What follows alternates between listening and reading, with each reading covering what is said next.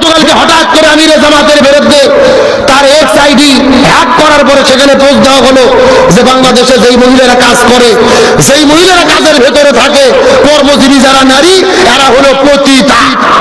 এই পোস্ট পাওয়ার পরে পুরো বাংলাদেশ হইচই শুরু হলো যে জামাতের আমির মহিলাদেরকে পতিতা বলেছে। আচ্ছা, এই কথাকে বিশ্বাস হয়? এটা আমরা তো দূরের কথা, শয়তানও বিশ্বাস করবে না। কথা বল না কেন?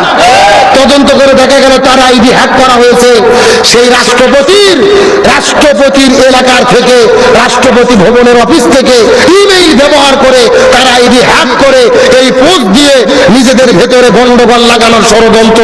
তার মানে বোঝা গেল এটা ভারতের রর মাধ্যমে ওই নরেন্দ্র মোদী দাদাবাবুদের ষড়যন্ত্র।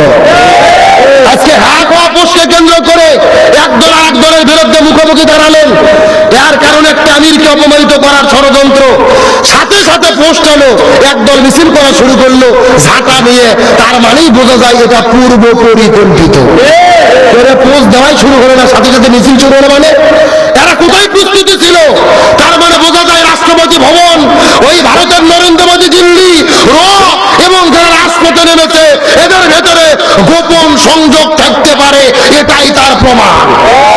আল্লাহ যদি কাউকে সম্মানিত করে আকাশে উঠতে চাই, তাম পৃথিবীর লোক যদি পাও ধরে নিচে নামাতে চায়, তাকে নামাতে পারবে? সুতরাং ভাই, যাকে আল্লাহ সম্মান দেবে তার বিরুদ্ধে লাগিয়েন না, ষড়যন্ত্র করেন না, মিলেমিশে দেশ চালান, মিলেমিশে থাকান। রাসূল হাদিসে বলেছে, যে সম্মান অন্যকে করে না সে নিজেও সম্মান পায় না। নিজে সম্মানিত হতে গেলে অন্যকে সম্মান দিতে হবে।